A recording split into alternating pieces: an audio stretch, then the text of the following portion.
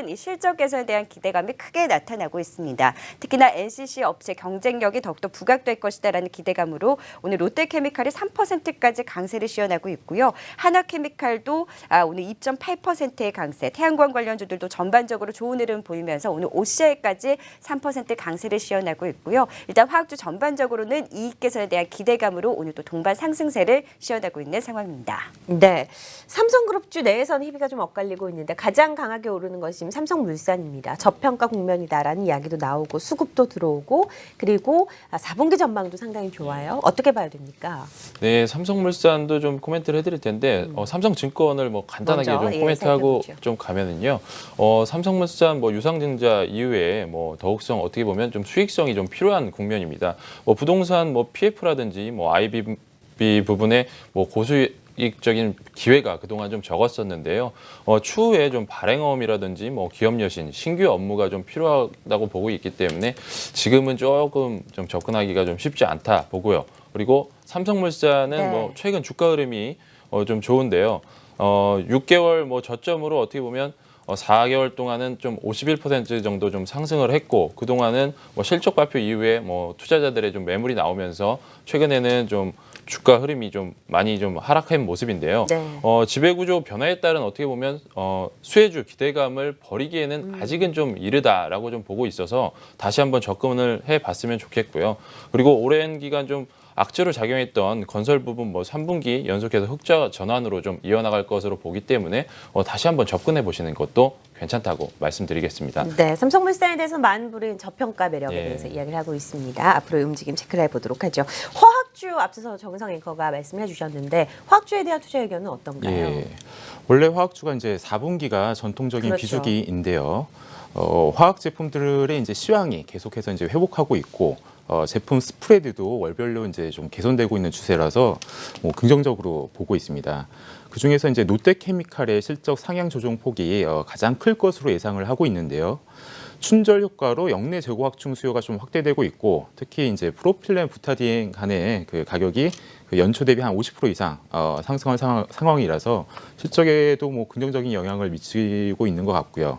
올해 그 이익 면에서도 3분기까지만 작년 영업이익이 1조 6천억이었는데 현재 3분기까지 1조 8천억이 나왔어요. 그래서 이제 영업단에서의 PR도 작년 7배 수준에서 올해 한 5배로 내려가는 수준이고 PBR이 1.3배 수준이지만 내년에 한 1.1배 수준으로 내려가는 거라서 뭐 현 시점에서 봤을 때 뭐 밸류에이션 매력도 있다고 보고요. 수급적으로도 최근에 이제 외국인과 기관의 매수세가 유지되고 있고 대차가 줄면서 신용도 줄어드는 추세라서 종합적으로 봤을 때 뭐 롯데케미칼 앞으로 좀 더 기대해봐도 된다고 보고 있습니다. 네, 화학주 가운데서 롯데케미칼 살펴봤습니다. 정성 앵커 또 다른 특징주도 전해주시죠. 네, 오늘 지진 관련주들 큰 폭의 상승세를 보이고 있습니다. 더 이상 우리나라도 지진 안전국이 아니죠. 이 정부가 내진 설계 의무화 정책을 확정한 가운데 수혜주로 기대되는 종목들의 급등세가 눈에 띕니다. 오늘 삼형 엠텍이 21%까지 급등하고 있고요. 포메탈과 동양파일도 4% 이상의 강세를 시현하면서 오늘 상승폭을 확대하고 있습니다. 역시나 코스닥 시장에서는 OLED주들 정말 강합니다.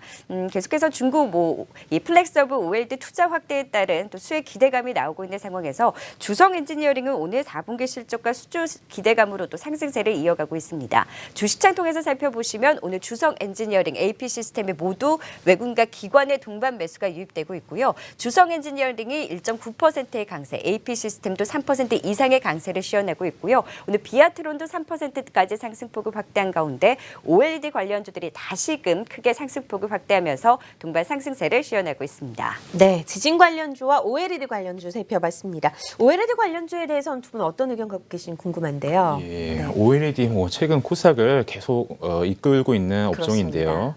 어제 이제 PC 패널 가격이 이제 나왔는데 공급 축소 수요 증가 영향으로 9개월 동안 제품 가격 강세가 지속이 되고 있다라는 게 이제 나왔습니다. LCD 패널 가격 전망은 뭐 올해 이어서 내년에도 계속해서 이제 좋을 것으로 보고 있는데요.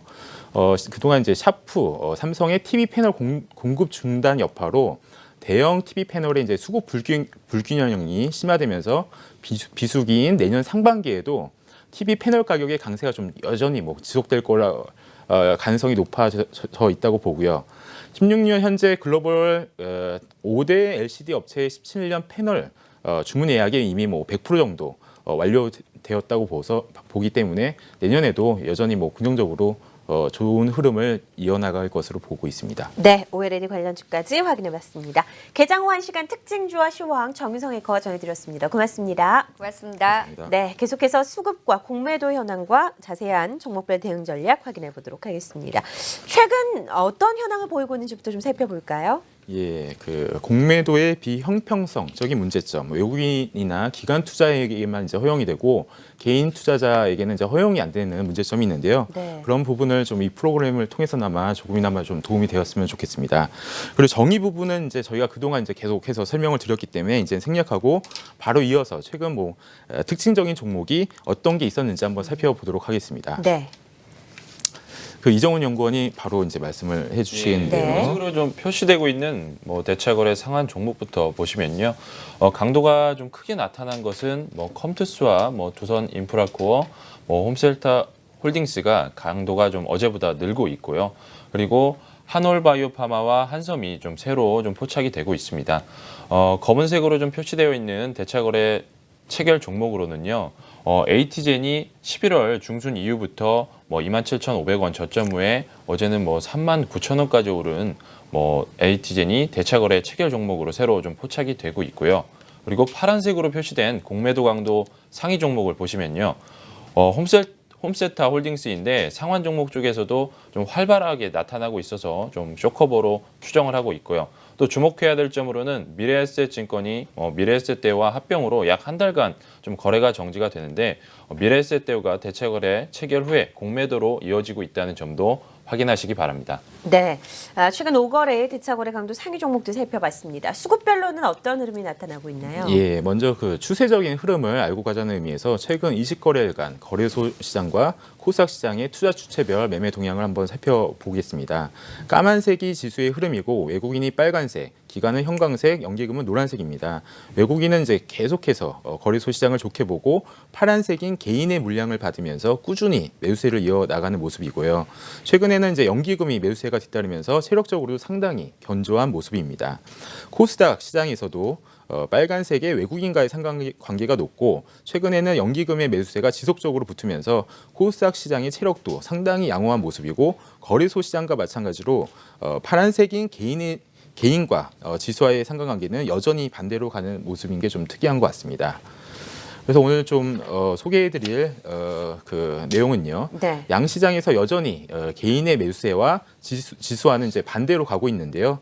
그래서 이제 오늘은 개인이 거래소 시장에서 강하게 매수하지 않고 매도하는 네. 종목군을 한번 살펴보고자 그것도 궁금하네요. 합니다. 네. 예. 최근 추세를 알 수 있는 20거래일 동안 개인은 세아제강, DI파워, 신일산업, 동국제강, 두산인프라 순으로 시가총액 1,000억 이상 중에 시총 대비 강하게 순매도를 하고 있는데요. 공매도 프로세스상의 매수 강도, 대차 강도, 공매도 강도의 해석을 같이 드리면 오늘 이제 소개해드릴 종목인 세아제강을 한번 예로 들어보겠습니다. 매도 강도 개인이 최근 20거래일간 254억을 순매도했는데 이는 전일 시가총액 5,466억 대비 마이너스 4.65% 수준에 해당된다 내용으로 해석하시면 되시고요. 대차 강도 동기간 대차거래 체결이 8.5억 가량 있었는데 이는 전일 시가총액 대비 0.16%에 해당된다는 의미고 앞서 말씀드린 대로 플러스가 셀수록 구름 가능성이 있는 대차거래가 체결이 된 거다라고 이해하시면 되시는데 동종목은 뭐 수치가 미미해서 아직까지 뭐 구름이 많이 낀 상황은 아니구나라고 이해하시면 되십니다. 마지막으로 공매도 강도 동기간 공매도 번개죠. 11억가량 하락에 베팅을 했는데 앞서와 마찬가지 방식으로 해석하시면 되십니다. 네, 이 중에서 수급이 양호한 종목을 좀 꼽아보도록 예. 하겠습니다. 매도 강도는 예. 세지만요. 예. 예. 오늘 앞서 말씀드린 그 수급 공매도 프로세스상의 세아제강을 네. 이제 말씀드리겠는데요. 뭐 국내 1위 강간업체, 그 강간 제조 업체죠.